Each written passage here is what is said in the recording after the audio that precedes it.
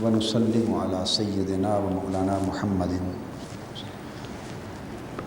رسولہ النبی الامین المکین الحنین الکریم الرؤوف الرحیم اما بعد بسم اللہ الرحمن الرحیم۔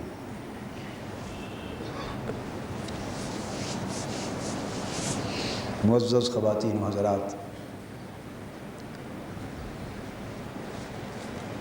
اللہ رب العزت کا شکر ہے جس نے ہمیں دین مبین کی عظیم نعمت عطا فرمائی اور حضور نبی اکرم صلی اللہ علیہ وآلہ وسلم کا شرف غلامی عطا فرمایا۔ تو میں حضور نبی اکرم صلی اللہ علیہ وآلہ وسلم کے فرائض نبوت کے بیان سے اس بات کو شروع کرتا ہوں۔ قرآن مجید نے 4 مقامات پر حضور نبی اکرم صلی اللہ علیہ وآلہ وسلم کے امت کی تعلیم اور تربیت فرمانے سے متعلق جو آپ کے فرائض نبوت ہیں ان کا ذکر فرمایا ہے۔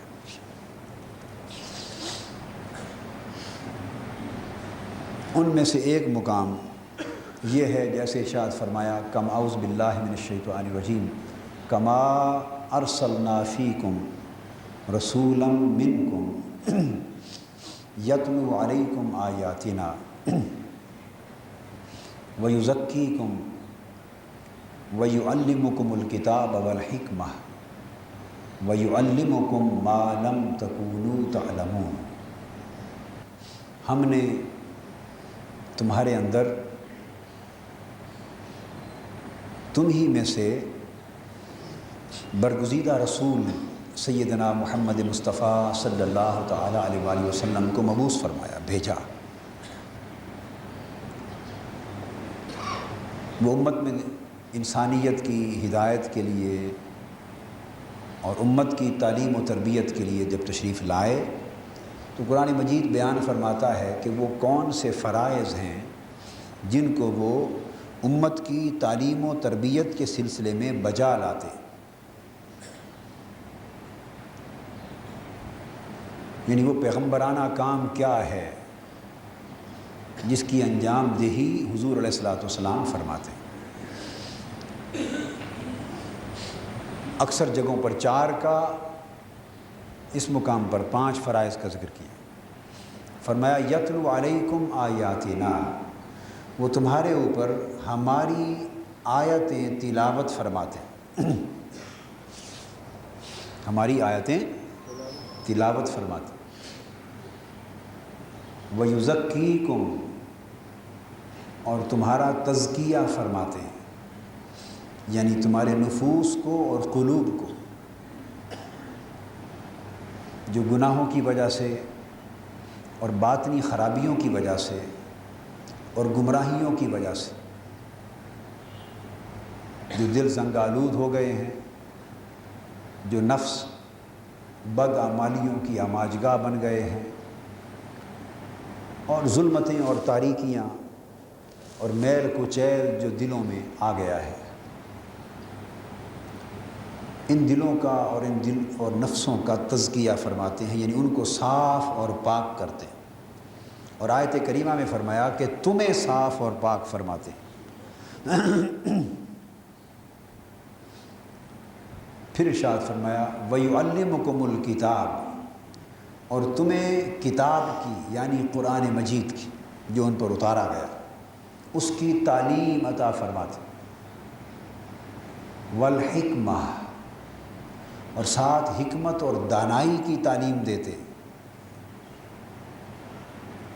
وَيُعَلِّمُكُم مَّا لَمْ تَكُونُوا تَعْلَمُونَ، اور پھر علاوہ اس کے تمہیں وہ راز اور اسرار اور معانی اور معارف اور رموز اور معارف اور غوامض، وہ حقائق بھی تمہیں بتاتے ہیں اور ان حقائق کی اور معارف کی بھی تعلیم دیتے ہیں جو تم بالکل نہ جانتے تھے، یا وہ علوم تمہیں عطا کرتے ہیں جن سے تم بالکل نا آشنا تھے۔ وَيُعَلِّمُكُمْ، اور تمہیں ان چیزوں کی بھی تعلیم دیتے ہیں ما لم تکونوا تعلمون، جو تم کبھی بھی نہ جانتے تھے۔ 5 چیزیں بیان فرمائی۔ پہلی کہیے تلاوت کتاب، بولیے بولیے تاکہ آپ کو یاد ہو جائے۔ پہلی تلاوت تلاوت کتاب، تلاوت آیات کہہ لیجیے، کیا کہیں گے؟ تلاوت آیات۔ دوسری تزکیہ نفوس، تزکیہ نفوس۔ تیسری تعلیم کتاب، تعلیم کتاب۔ چوتھا تعلیم حکمت، اور 5واں وَيُعَلِّمُكُم مَّا لَمْ تَكُونُوا تَعْلَمُونَ، اور دیگر معارف اور اسرار کی تعلیم۔ تعلیم معارف یا تعلیم اسرار و رموز یا تعلیم حقائق باطنی یا تعلیم حقائق مخفی، جو کچھ کہہ لیں، تعلیم علوم لدنی، تعلیم علوم مخفی، علوم باطنی، یعنی وہ تمام حقائق اور علوم جو لوگوں کو اپنے طور سے معلوم نہیں، ان کی بھی تعلیم دیتے۔ تو اللہ تبارک و تعالیٰ نے حضور علیہ الصلوۃ والسلام کے تعلیم اور تربیت کے نظام کو ان 5 شعبوں میں تقسیم فرما دی۔ کتنے شعبوں میں؟ 5 شعبوں میں تقسیم فرما دی۔ اب یاد رکھ لیں، ظاہر ہو شریعت کا یا باطن، یا علم کا ظاہر ہو اور علم کا باطن، یا دین کا ظاہر ہو اور دین کا باطن، یہ سارے چشمے حضور نبی اکرم صلی اللہ علیہ وآلہ وسلم کی ذات گرامی سے پھوٹے۔ جو چشمہ بارگاہ مصطفیٰ صلی اللہ علیہ وآلہ وسلم سے نہیں پھوٹا، اور اس کا ماخذ، اس کا منبع اور اس کا مصدر بارگاہ رسالت مآب صلی اللہ علیہ وآلہ وسلم نہیں، بلکہ علاوہ اس کے کوئی اور ہے، وہ چشمہ دین کا چشمہ نہیں ہے، وہ گمراہی ہے، وہ باطل ہے اور وہ مردود ہے۔ دین میں صرف اور صرف وہ کچھ قبول ہے جو حضور نبی اکرم صلی اللہ علیہ وسلم کی ذات پاک سے صادر ہوا۔ جو آقا نے عطا کیا وہ حق ہے، اور جو آقا نے عطا نہیں فرمایا وہ باطل ہے۔ قرآن مجید نے اس کو کئی مقامات پر مختلف طریقوں سے بیان کیا۔ فرمایا ما آتاکم الرسول فخذوہ وما نہاکم عنہ فانتہوا، جو کچھ رسول اکرم صلی اللہ علیہ وسلم تمہیں عطا فرمائیں وہ لے لیا کرو، اور جس سے روک دیں، منع فرما دیں، اس سے رک جایا کرو۔ اور ایک بات دوسری ذہن میں یہ رکھ لیں کہ امت، خواہ وہ حاملین علم ظاہر ہوں اور خواہ وہ حاملین علم باطن ہوں، یعنی خواہ علم باطن کی دولت ہو ان کے پاس یا علم ظاہر کی دولت ہو، ساری امت کے لیے مطاع مطلق، مطاع مطلق وہ ہستی کہ اسی کی پیروی اور اسی کی اتباع اور اسی کی اطاعت لازم ہے، اور ہر باب میں، ہر حال میں، ہر مقام پر انہی کی اطاعت و اتباع لازم ہے۔ وہ ہستی حضور صلی اللہ علیہ وسلم کی ذات گرامی ہے۔ کوئی شخص بڑے سے بڑا اور چھوٹا سے چھوٹا حضور صلی اللہ علیہ وسلم کی اطاعت اور اتباع سے اور آپ کی شریعت اور آپ کی سنت کی پیروی سے مستثنا نہیں۔ جو خود کو مستثنا سمجھتا ہے وہ شیطان ہے۔ جو خود کو سنت رسول صلی اللہ علیہ وسلم اور اتباع رسول اور اطاعت رسول اور پیروی حکم رسول، اس سے جو اپنے آپ کو مستثنا اور اس پابندی سے باہر سمجھتا ہے وہ مسلمان نہیں، وہ شیطان ہے۔ خواہ وہ پیر بن کر کسی گدی پہ بیٹھا ہو، خواہ وہ تسبیح پکڑ کے ورد وظیفے کرتا ہو، وہ سب عیار ہیں، مکار ہیں، وہ شیطان ہیں۔ ان کی کسی شے کا اعتبار نہیں ہے، وہ کس کا بیٹا ہے اور کس گدی پر ہے، کس کا پیر ہے، کس کا مرید ہے، کسی چیز کا اعتبار نہیں، ہر چیز مردود ہے، ہر چیز مردود۔ سیدنا نوح علیہ السلام کا بیٹا تھا اور وہ آپ کے طریقے سے ہٹ گیا، سیدنا نوح علیہ السلام کا بولیے بیٹا تھا، اور آپ کی دعوت اور آپ کی تعلیم سے ہٹ گیا، اس کا انکار ہی ہو گیا۔ باقی واقعہ آپ کو معلوم ہے۔ پھر اللہ پاک کے امر سے آپ نے کشتی بنائی، پھر طوفان آیا، حکم ہوا کہ اے نوح خود بھی اور اپنی اہل کو اور جو ایمان لا چکے ہیں اپنے آپ پر ان کو کشتی میں سوار کر لینا، جو آپ کی کشتی میں آ جائیں گے وہ بچ جائیں گے، جو رہ جائے گا وہ غرق ہو جائے گا۔ تو آپ نے اپنے اس بیٹے کو بھی دعوت دی کہ آ جاؤ، اس نے انکار کیا، اس نے کہا کہ میں تو آپ کی تعلیم اور آپ کے دین اور آپ کی دعوت کا قائل ہی نہیں ہوں، میں کیوں آؤں آپ کے ساتھ؟ فرمایا طوفان تمہیں غرق کر دے گا۔ اس نے کہا ایسی کون سی بات ہے، یہ اونچا پہاڑ ہے، میں اس کی چوٹی پہ چڑھ جاؤں گا۔ ایک موج آئی، اس نے اس کو لپیٹ میں لے لیا، بچہ طوفان نوح میں غرق ہو گیا، لڑکا۔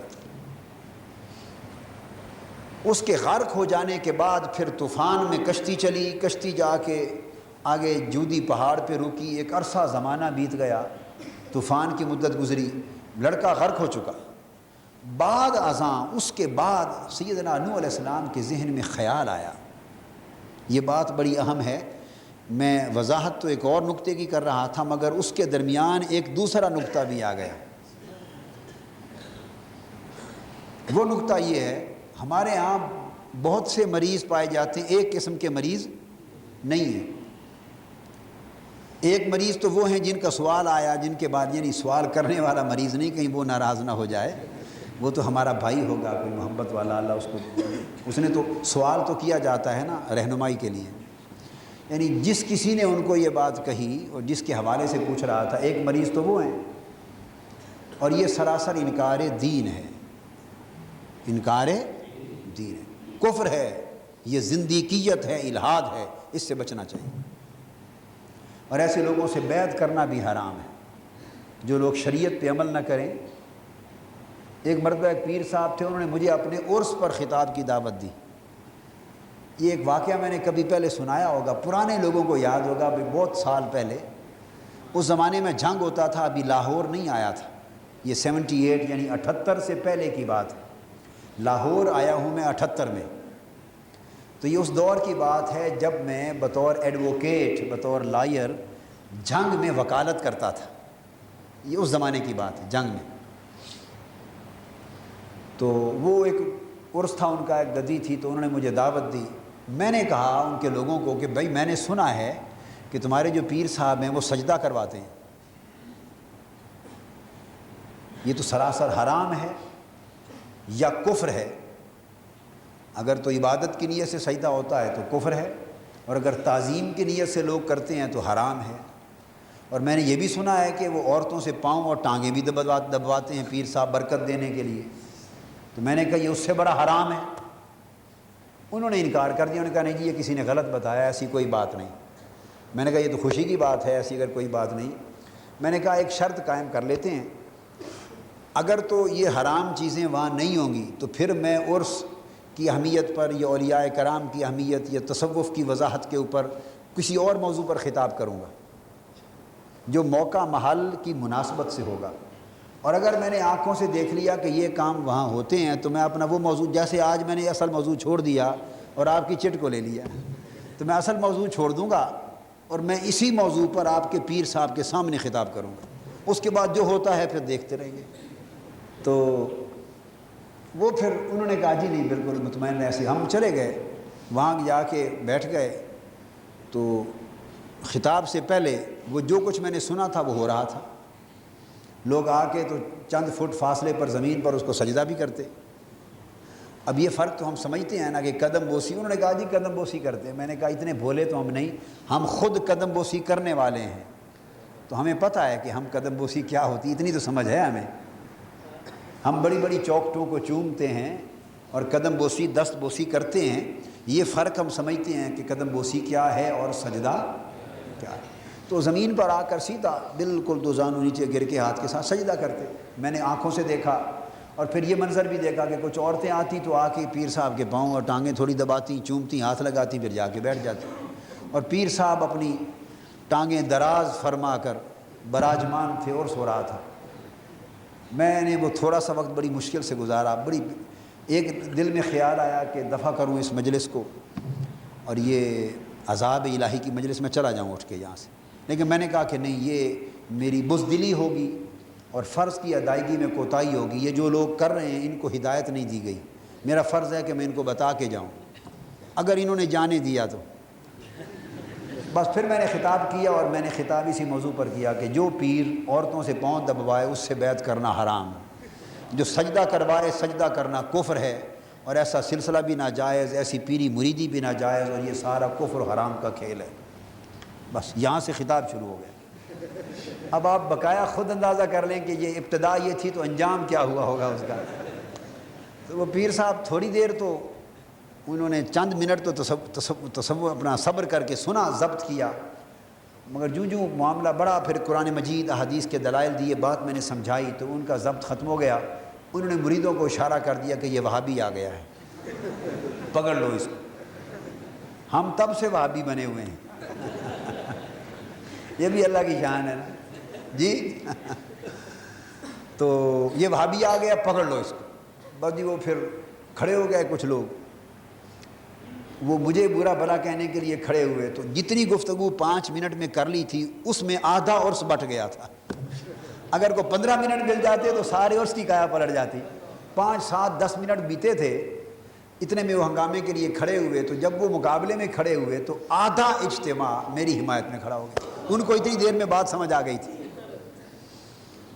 تو میں نے ان کو کہا کہ ایسا کر لیں ان لوگوں کو کہ آپ تھوڑی دیر ذرا صبر سے اور سن لیں، آگے سنیں میں کہتا کیا ہوں، تھوڑا سن لیں، پھر اگر آپ کو بات پسند نہ آئے تو اینڈ پر آپ جو چاہیں مجھ سے کر لیں گفتگو، اور اگر بات آپ کے من میں بھا جائے تو سن لیں۔ ان کو تھوڑی دیر اور یہ بہانہ بنا کے بٹھا دیا، 5 7 منٹ اور لگا دی۔ اس طرح کو 15 منٹ کے قریب یا 10 15 منٹ گفتگو ہو گئی۔ ان کے لیے بڑی ثقیل تھی، لیکن اللہ کی شان یہ ہوئی کہ صبح پیر صاحب بھی کھڑے ہو گئے، سامعین مریدین بھی کھڑے ہو گئے، انہوں نے ایک فساد کا سما بنا دیا۔ باقی جلسہ تقریر تو ختم ہو گئی، لاؤڈ اسپیکر اٹھا لیا، تو اس کے بعد پھر وہ آدھے لوگ میری طرف آ گئے، آدھے ادھر ہو گئے، تو میرے والے مجھے بچا کے لے گئے، عرس والے ادھر چلے گئے۔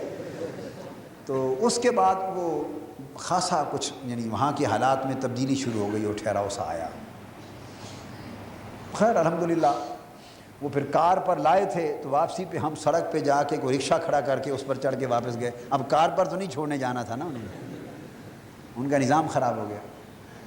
مقصد بات کا یہ ہے کہ ایک پرابلم یہ ہے کہ یہ لوگ طریقت، روحانیت، ولایت، فقیری، سلسلہ، تصوف، ان ناموں کو بدنام کر کے دین کا انکار، اپنی نفس پرستی، فسق و فجور اور قوم کو گمراہ کرنے پر لگے ہوئے ہیں۔ ایک طرف تو یہ صورتحال یہ جاہل لوگوں کے ساتھ ہوتا ہے، عام طور پہ دیہی آبادیوں میں، دیہاتوں میں یہ چیز زیادہ رواج پذیر ہے۔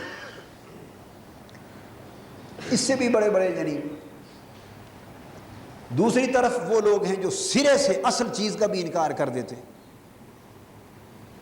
ایک طرف تو وہ لوگ ہیں جو کھوٹے نگینے اور کھوٹے پتھر اور کھوٹے نگینے امیٹیشنز بنا کے بیچ رہے ہیں، کاروبار چلا رہے ہیں، دھوکہ کر رہے ہیں مارکیٹ میں ایک طرف، اور دوسری طرف وہ لوگ ہیں جو کہتے ہیں کہ نہیں اصل نگینہ سرے سے ہوتا ہی کوئی نہیں، وہ اصل کا انکار کر رہے ہیں۔ وہ بھی نادان ہیں، وہ بھی نادان ہیں۔ ان سے پوچھو اگر اصل نہ ہوتی تو کوئی نقل کرتا؟ اگر اصل نہ ہوتی تو کوئی نقل کرتا؟ ضرورت ہی کیا تھی؟ نقل تو ہوتی اسی کی ہے جس کی اصل بھی ہوتی ہے، اور اصل کی افادیت ہی دیکھ کر لوگ نقال بنتے ہیں۔ تو اصل بڑی چیز ہے، تو نقل کو دیکھ کر اور غلط کار لوگوں کو دیکھ کر صالح کار اور اصل کا انکار نہیں کرنا چاہیے۔ تو دوسری طرف وہ لوگ ہیں تو ان کے بھی خیالات ہیں، تو ان میں سے ایک خیال یہ ہے جو سیدنا نوح علیہ السلام کے حوالے سے آ گیا برسبیل تذکرہ۔ وہ کہتے ہیں کہ انبیاء علیہ السلام کی دعا اللہ چاہے قبول کر لے، چاہے تو رد کر دے۔ اب بے شک جہاں تک اللہ تعالیٰ کی قدرت مطلقہ کا تعلق ہے تو اس پر تو کسی کا تسلط نہیں ہے، یہاں تک تو بات حق ہے۔ مگر جب آپ اللہ کی بارگاہ میں انبیاء اور اس کے محبوبین کا ذکر کرتے ہیں تو یہ اس کے محبوبوں کی شان بیان کرنے کا طریقہ نہیں، اور نہ اس کی توحید کے ذکر کا یہ انداز اللہ کو اچھا لگتا ہے۔ اب بات سمجھ گئے نا؟ وہ ہمیشہ جب وہ کہتا ہے کہ جسے حدیث بخاری میں متفق علیہ حدیث، جب وہ اپنا فرمان ہے اس کا، اس قادر مطلق کا جو ماننے والا یا نہ ماننے والا ہر چیز کا قادر ہے، جب اس کا فرمان یہ ہے کہ جسے محبوب بنا لیتا ہوں وہ جو مانگتا ہے دیتا ہوں، اور اس کی کوئی بات کبھی رد نہیں کرتا، جب اس کا اپنا فرمان یہ ہے تو ہمیں حق پہنچتا ہے کہ ہم پھر اس طریقے سے باتیں کریں اور اس کے محبوبوں کی شان میں اہانت اور عدم ادب یعنی بے ادبی کا ارتکاب کریں۔ تو نوح علیہ السلام کا واقعہ اس میں کوٹ کرتے ہیں بطور دلیل کے بعض احباب، یہ غلط فہمی ہے، کہتے ہیں کہ نوح علیہ السلام نے اللہ سے دعا کی کہ باری تعالیٰ میرے بیٹے کو غرق ہونے سے بچا لے۔ آپ نے یہ سن رکھا ہے نا کہ میرے بیٹے کو غرق ہونے سے بچا لے، اور اللہ پاک نے دعا قبول نہ کی اور نہیں بچایا۔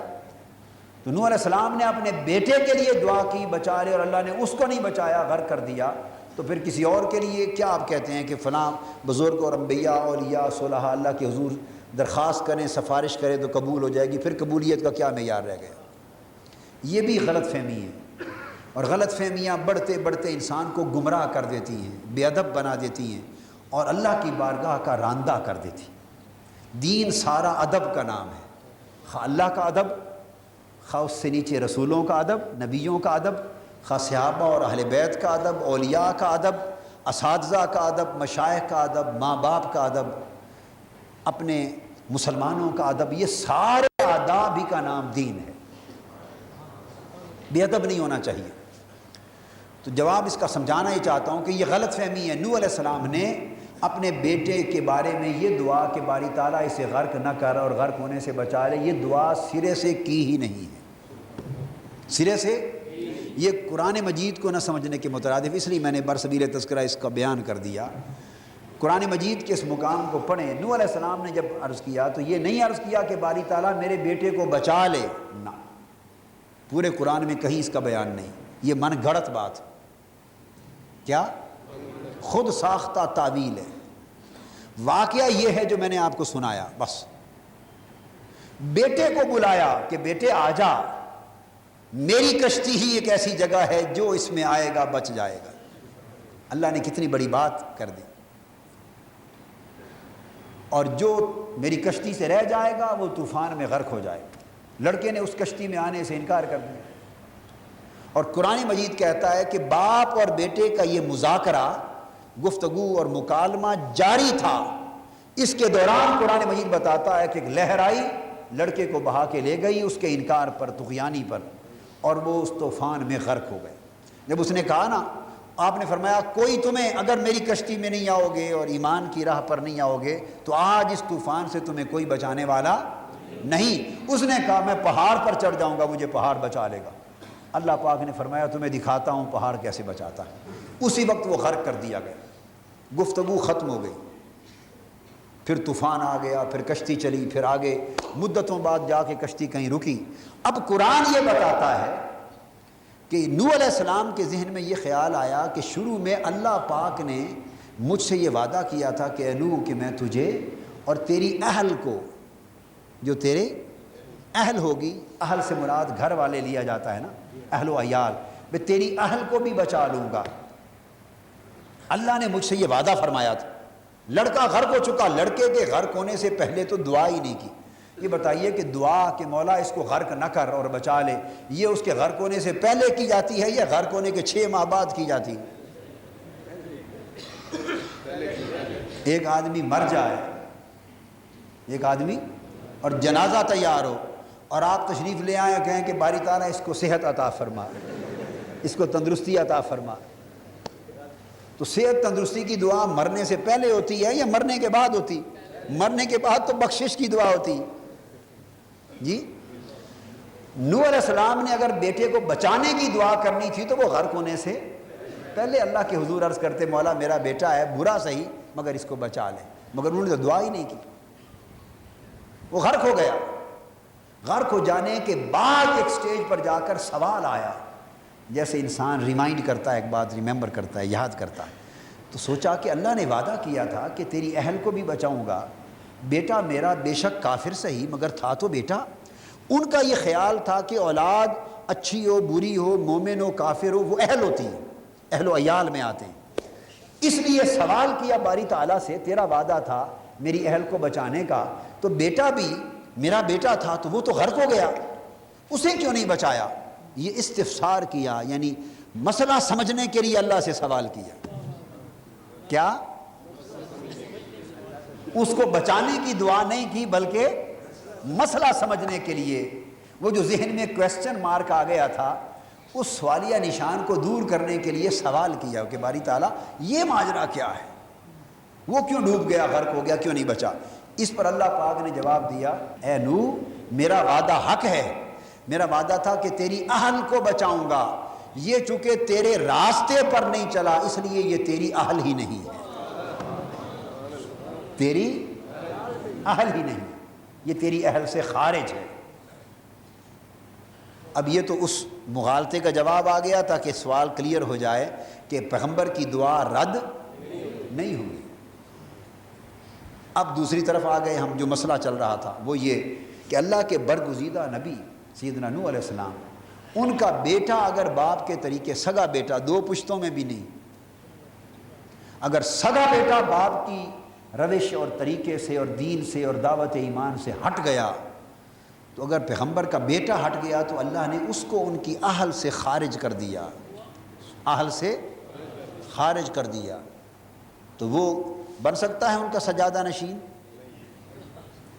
کہ جب نوح علیہ السلام کے وصال کے بعد ان کی گدی پر بیٹھ جائے کہ میں ان کا بڑا بیٹا ہوں، میں گدی نشین ہوں؟ بھئی تم تو اہل ہی نہیں ہو، اللہ نے تمہیں ان کی اہل سے ہی نکال دیا چونکہ تم تو ان کی دعوت کی راہ پر ہی نہیں آئے۔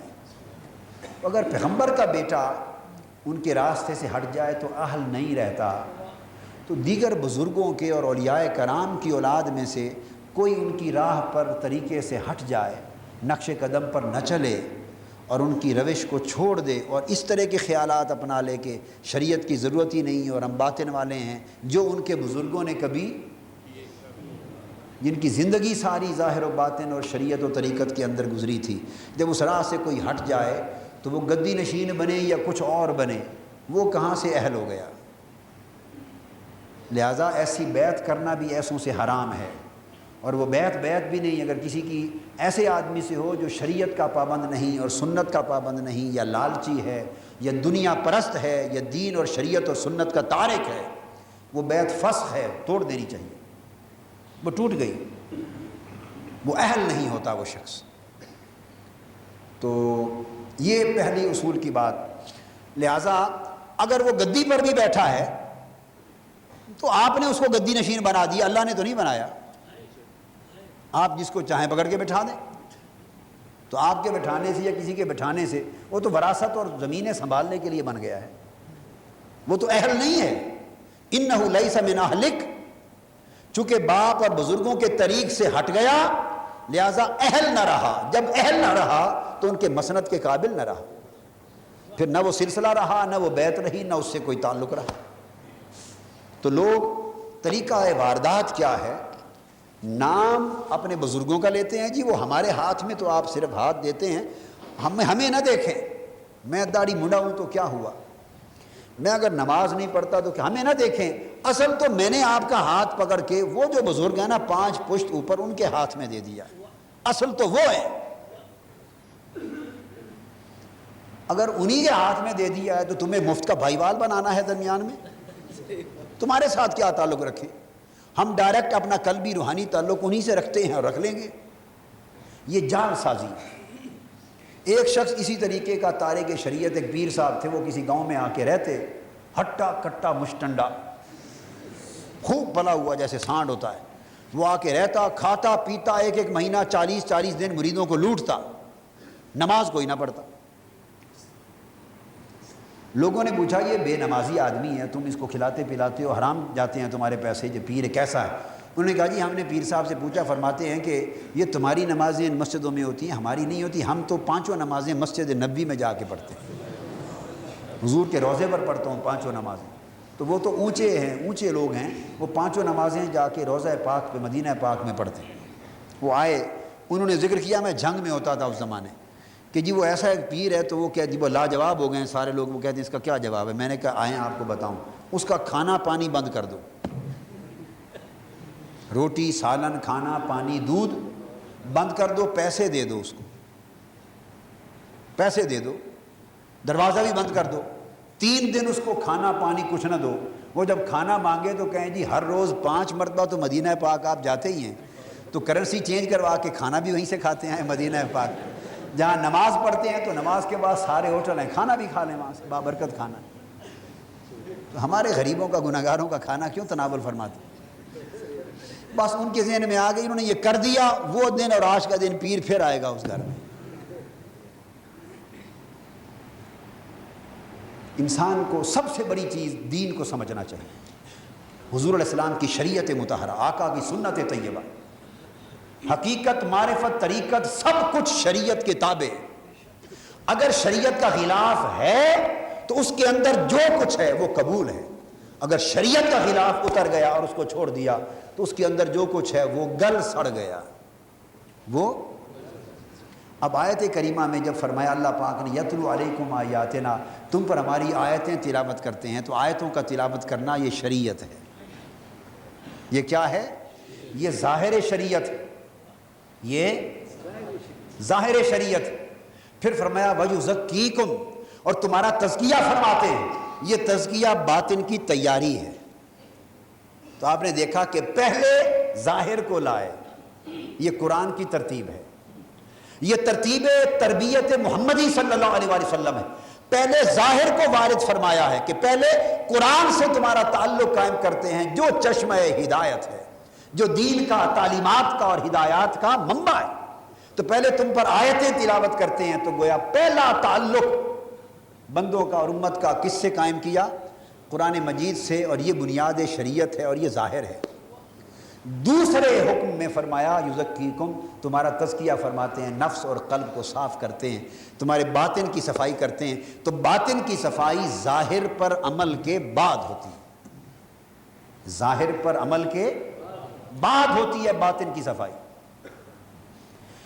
جب باطن کی صفائی کر لی پھر ظاہر کی طرف پلٹ آئے، فرمایا وَيُعَلِّمُكُمُ الْكِتَابَ، اور تمہیں قرآن کی تعلیم دیتے ہیں۔ یہ جو کسی نے کہا نا کہ تم جو تبلیغ کرتے ہو اس کی اصل کوئی نہیں، کہاں سے کرتے ہو، یہ اس جگہ سے کرتے ہیں، وَيُعَلِّمُكُمُ الْكِتَابَ، قرآن کی تعلیم دیتے، اس اصل سے کرتے ہیں۔ اس آیت کو یاد رکھیں، وَيُعَلِّمُكُمُ اور تمہیں قرآن کی کتاب کی تعلیم دیتے ہیں۔ تو پہلے آیتوں کا تلاوت کرنا تھا، تلاوت کا مطلب یہ تھا کہ اس بندے کا اس نغمہ لاہوتی کے ساتھ ایک تعلق جڑ جائے، اس کتاب ہدایت کے ساتھ بندہ وابستہ ہو جائے، اور پھر باطن صاف ہو، اندر کی میل کچیل دھل جائے، گندگی اور غلاظت دھل جائے، پاک اور صاف ہو جائے، ورق قلب، دل کے ورقے، دل کے صفحے صاف اور ستھرے ہو جائیں۔ جب صاف اور ستھرے ہو جائیں، جیسے تختی کی سیاہی دھو کے آپ مٹا کے گاچی لگا دیتے ہیں، اور جب وہ صاف ہو جاتی وَيُعَلِّمُكُمُ الْكِتَابَ، پھر قرآن کا علم اترتا ہے۔ جن کا دل صاف ہوتا ہے ان پر قرآن کا علم اتر کے نور بن جاتا ہے، جن کا دل صاف نہیں ہوتا ان پر قرآن کا علم اترتا بھی ہے مگر وہ گمراہی سے نہیں نکل پاتے۔ بہت لوگ ہیں جو قرآن پڑھتے ہیں، قرآن پڑھاتے ہیں، قرآن کا درس دیتے ہیں، قرآن کا فکر بیان کرتے ہیں، قرآن کی تبلیغ کرتے ہیں، مگر انہوں نے نہ اپنے نفوس کا تزکیہ کیا، نہ اپنے دلوں کو صاف کیا، نہ من کے صحن پر جھاڑو پھیرا، نہ گندگی کے ڈھیر ہٹائے، نہ آنسوؤں سے قلب کو دھویا، نہ تعلق الوہیت کے ساتھ اپنے اندر نور بھرا، نہ تقویٰ لائے، نہ طہارت لائے، نہ راتوں کے آنسو لائے، نہ اپنے اندر باطن کی صفائی لائے، من گندا رہا، تن صاف رہا۔ انہوں نے قرآن بھی پڑھا تو قرآن اوپر سے اس طرح گزر گیا جیسے پتھر سے پانی اتر جاتا ہے۔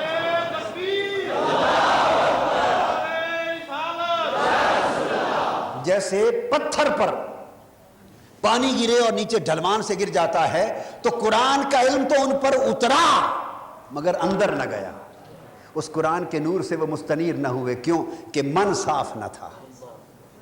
اس لیے فرمایا وَيُزَكِّيكُمْ کہ پہلے ظاہر کے ساتھ تعلق جوڑو، پھر من کو صاف کر لو، من کا برتن مانج لو، من کا برتن مانج لو تاکہ قرآن کا دودھ اس میں ڈال سکیں۔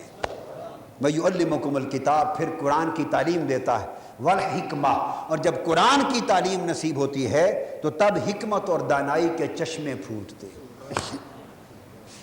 جو باقی علم ہے نا باطن کے، وَيُعَلِّمُكُمُ الْكِتَابَ وَالْحِكْمَةَ وَيُعَلِّمُكُم مَّا لَمْ تَكُونُوا تَعْلَمُونَ، پھر وہ اسرار آتے ہیں، ان روامج کی خبر ہوتی ہے، پھر مالا اعلیٰ کے دروازے کھل جاتے ہیں اور اسرار الہیہ اس بندے کے دل پر ٹپکتے ہیں اور پردے اٹھنے لگتے ہیں۔ وہ بندہ پھر ان حقائق کی بات کرتا اور بتاتا ہے جو حقائق کتابوں میں نہیں ملتے، جو لوگوں کو جن کی خبر نہیں ہوتی، مگر یہ اس وقت جب من صاف ہو اور قرآن کا علم نور بن کے اتر رہا ہو، اس سے پھر اللہ پاک حکمت کے اور علم لدنی کے چشمے کھول دیتا ہے۔ پھر باطن کے دیگر ذرائع کھلتے ہیں، مگر وہ سب قرآن اور سنت کی اتباع سے، قرآن اور سنت کی پیروی سے۔ جب یتلو علیکم آیات کہہ دیا تو قرآن کی پیروی آ گئی، جب یزکیکم اور یعلمکم الکتاب والحکمہ کہہ دیا تو آقا کی سنت اور آقا کی سیرت طیبہ اور آقا کی روش اور طریقے کی پیروی آ گئی۔ تو گویا علم لدنی اسی کو نصیب ہوتا ہے جو قرآن اور سنت اور شریعت کی اتباع کرتا۔ تو دیکھا نا آپ نے، اوپر اللہ پاک نے ظاہر شریعت کا غلاف چڑھا دیا، اس کے اندر باطن کو رکھا۔ اور قاعدہ یہ ہے، ایک دو مثالیں آخری دیتا ہوں بات ختم کرنے سے قبل، شریعت نے ہر چیز میں ایک ظاہر اور ایک باطن رکھا ہے، کبھی باطن کو ظاہر سے جدا نہیں کیا۔ یہ ہاتھ ہے ہمارا، یہ اس ہاتھ میں بھی ایک ظاہر اور ایک باطن رکھا ہے۔ یہ جو رخ آپ دیکھ رہے ہیں اس کو ظاہر کہتے ہیں، یہ جو یہ دیکھ رہے ہیں اس کو باطن کہتے ہیں۔ جسم ہے، اس جسم کی پشت کو ظہر کہتے ہیں عربی میں، اور پیٹ کو بطن کہتے ہیں۔ پیٹ کو، اب بطن اور باطن میں فرق ہے، کچھ اہل بطن ہوتے ہیں، کچھ اہل باطن ہوتے ہیں۔ ایک یہاں ہمارے یہاں سلسلہ بطنیہ بھی تھا، ہیں جی، تو اللہ نے اس میں بھی ظاہر اور باطن رکھا ہے۔ قرآن مجید میں فرمایا کہ گناہ کا بھی ایک ظاہر اور ایک باطن ہوتا ہے۔ جو ظاہری گناہ آپ کرتے ہیں، گناہ کرتے ہیں کوئی شخص، تو وہ جو گناہ کا عمل ہے وہ ظاہر کہلاتا ہے، اور اس گناہ کا اثر جو دل پر وارد ہوتا ہے، دل پر سیاہی بن کر، وہ کیفیت اس گناہ کا باطن ہوتی ہے۔ میں آپ کو یہ سمجھانا چاہتا ہوں کہ باطن ہوتی کیا چیز ہے۔ باطن تو گویا سمجھانا چاہتا ہوں کہ ہر باطن ظاہر سے نکلتا ہے۔ باطن یا ظاہر سے نکلتا ہے یا ظاہر میں موجود ہوتا ہے، یعنی کوئی باطن ظاہر سے جدا نہیں ہوتا۔ تو جب آپ گناہ کیا، کسی نے جھوٹ بولا معاذ اللہ، کذب و افتراء کیا، بدکاری کی، گناہ کا عمل کیا، تو جو کچھ کیا وہ گناہ کا ظاہر ہے۔ تو اس گناہ کا جو اثر دل پر اور روح پر اور اندر جو ثبت ہو گیا، وہ جو اندر کیفیت اس گناہ کے اثر سے پیدا ہوئی، اس کو باطن کہتے ہیں۔ تو بتائیے باطن کہاں سے نکلا؟ ظاہر سے نکلا۔ اب آپ نیک عمل کی طرف آ جائیں، عبادت۔ ہم نماز پڑھتے ہیں، 4 رکعت آپ نے نماز پڑھی یکسوئی سے، یہ نماز کا سارا عمل یہ ظاہر ہے، نماز کا سارا عمل۔ مگر اس نماز، جس طرح گناہ کا اثر سیاہی کے طور پہ دل پہ لگا تھا، اس طرح نیک عمل جو بھی آپ کرتے ہیں، نماز پڑھتے ہیں، روزہ رکھتے ہیں، قرآن مجید کی تلاوت کرتے ہیں، حج اور عمرہ کرتے ہیں، صدقات اور زکوٰۃ دیتے ہیں، غریبوں کی مدد کرتے ہیں، تقویٰ پرہیزگاری کرتے ہیں، جو بھی نیک اعمال کرتے ہیں، جو عمل کا حصہ ہے وہ ظاہر ہے، اور ہر نیک عمل کا اثر دل کے اوپر اور دل سے پھر روح کے اوپر نور بن کر اترتا ہے۔ تو ہر نیک عمل نور بن کے دل پر ثبت ہوتا ہے، تو وہ جو اس سے نور پیدا ہوا اور جس نے دل کو منور کر دیا، وہ اس عمل کا باطن ہے، اس عمل کا۔ تو بتائیے یہ جو نور کا باطن ہے، یہ نور ہے باطن، یہ کس سے نکلا؟ اس نیک عمل کے ظاہر سے نکلا۔ تو اگر ظاہر ہی نہ تھا تو باطن آ ہی نہ سکتا۔ یہ جھوٹ ہے کہ ہم ظاہر کو نہیں مانتے، باطن ہے ہی نہیں ظاہر کے بغیر۔ آپ کیلا لے لیں، اللہ اب ایک مثال 2 اعمال کی دے دی نا، اب 2 پھلوں کی مثال دیتا ہوں۔ کیلے کے اوپر ایک چھلکا ہوتا ہے، وہ اس پھل کا، کیلے کا ظاہر ہے۔ کیا؟ کیلے کا۔ اب وہ چھلکا کھاتے تو نہیں ہیں آپ، لیکن کبھی ایسا بھی دیکھا کہ کوئی دکاندار کہے جی میں تو ظاہر کو مانتا ہی نہیں، وہ منڈی سے سارے کیلے خرید کے لائے اور دکان کھولنے سے پہلے ساروں کے چھلکے اتار دے اور گودے کیلے کے نکال کے پھر دکان پہ سجا کے رکھ دیں؟ اگر ایسے کیلے چھلکے اترے ہوئے کہیں پڑے ہوئے ہوں تو آپ جا کے خریدیں گے اس سے؟ اور کتنی دیر وہ سلامت رہیں گے؟ تھوڑی دیر بعد وہ خراب ہو جائیں گے۔ اب باطن کو تو چھیڑا ہی نہیں کسی نے، ہاتھ ہی نہیں لگایا، خراب کیوں ہو گیا؟ وہ جو اندر گودا تھا وہ کیلے کا باطن تھا، جو چھلکا تھا وہ اس کا ظاہر تھا۔ چھلکا اتار دیا، آپ نے کہا ہم تو ظاہر کو مانتے نہیں، ظاہر تو لینا ہی نہیں ہم نے، وہ معراج دین نے اتار کے پھینک دیا، خالی گودا ہی گودا رہ گیا۔ اب آپ نے اس کو ٹچ ہی نہیں کیا، بس صاف ستھری پلیٹ میں پڑا ہوا ہے، دیکھتے ہی دیکھتے خراب ہو گیا۔ کیسے خراب ہو گیا؟ کچھ کیا آپ نے؟ نہیں، وہ خراب ہو گیا۔ سادہ سی بات ہے کہ اب وہ ایک ننگا باطن ہے جس پر ظاہر کی حفاظت نہیں رہی، اس لیے خراب ہو گیا۔ تو جس باطن پر ظاہر کی حفاظت نہ رہے وہ باطن خراب ہو جاتا ہے۔ آپ کس باطن کی بات کرتے ہیں؟ ظاہر چھوڑ کر کس باطن کی بات کرتے ہیں؟ جو ظاہر سے ہٹ گیا وہ باطن خراب ہو گیا، کھانا خراب ہو گیا، اس کا، اس باطن کا کھانا خراب ہو گیا۔ سیب کو دیکھیں، سیب کا چھلکا ہٹا دیں، اب سیب کے چھلکے کی کیفیت ہے کہ وہ آپ کھاتے بھی، وہ آپ، اس کی اپنی فائدیت ہے۔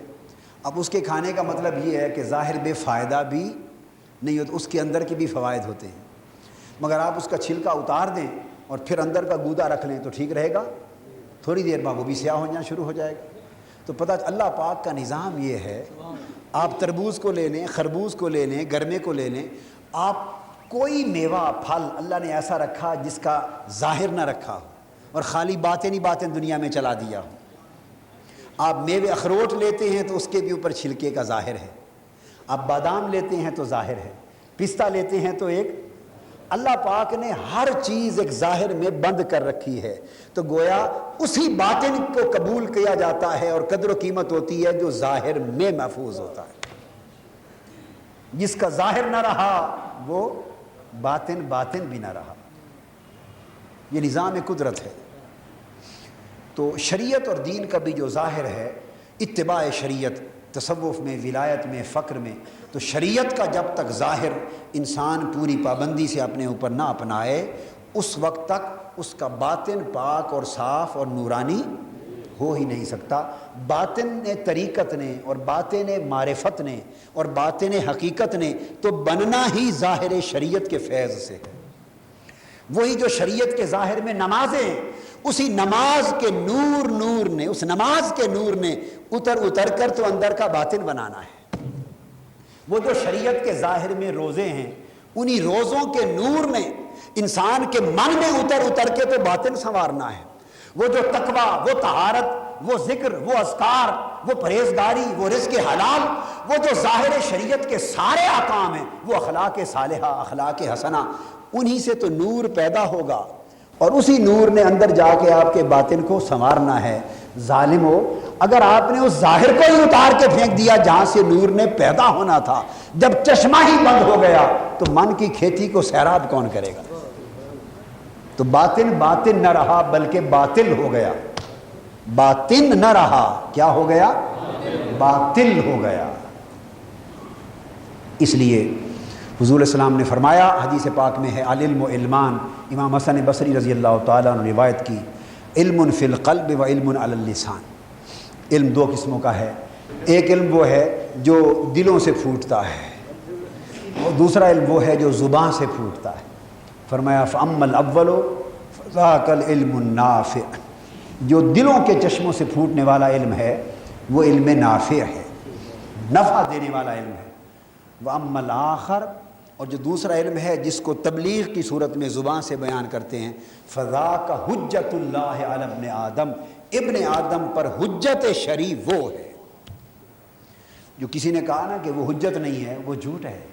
حضور نے اس کو حجت قرار دیا صلی اللہ علیہ وسلم، قرآن نے، حدیث میں، کہ ابن آدم پر حجت شرعی، ابن آدم پر، اس سے نہ کوئی غوث مستثنا ہے، نہ کوئی ابدال مستثنا ہے، نہ کوئی ولی، نہ کوئی عام صالح، نہ کوئی نیکوکار، نہ کوئی متقی، کوئی مستثنا نہیں، ابن آدم پر حجت ہے۔ تو اس لیے امام مالک رحمۃ اللہ علیہ فرمایا کرتے تھے کہ من تفقہ ولم یتصوف، امام مالک رحمۃ اللہ علیہ کا قول، فقط تفسقہ، جس نے فقہ یعنی علم ظاہر شریعت کا حاصل کیا مگر تصوف کو چھوڑ دیا، کس کو؟ تصوف کو، یعنی تصوف اور علم باطن کو چھوڑ دیا، وہ شخص وہ فاسق و فاجر ہو گیا۔ کیا؟ فاسق و فاجر ہو گیا۔ ومن تصوف ولم یتفقہ فقد تزندق، اور جس نے علم باطن اور تصوف کو لے لیا اور فقہ اور شریعت کا ظاہر علم چھوڑ دیا، وہ زندیق، ملحد اور کافر ہو گئے، زندیق اور ملحد ہو گئے۔ ومن جمع بینہما فقد تحقق، جس نے ظاہر شریعت اور باطن، فقہ اور تصوف دونوں کو جمع کیا اپنے ہاں، وہی شخص حق کو پا گیا، وہی شخص حق کو پا گیا۔ اللہ کا شکر یہ ہے کہ تحریک منہاج القرآن، آپ کا مشن اللہ کی رحمت اور حضور علیہ السلام کے نالین پاک کے تصدق سے وہ مشن اور وہ تحریک ہے کہ جس میں اللہ پاک نے علم ظاہر اور علم باطن، شریعت اور تصوف و طریقت دونوں کے چشموں کے فیض کو اللہ نے جمع فرما دیا ہے۔ یہاں نہ ظاہر کا انکار ہے نہ باطن کا انکار ہے۔ اللہ تبارک و تعالی ہمیں دین مبین کے ظاہر و باطن دونوں کو سمجھنے اور دونوں کی برکتوں سے مالا مال ہونے کی توفیق عطا فرمائے۔ وما علینا الا البلاغ۔ شیخ الاسلام ڈاکٹر محمد طاہر القادری کے آفیشیل یوٹیوب چینل کو سبسکرائب کریں اور بیل آئیکن کلک کریں۔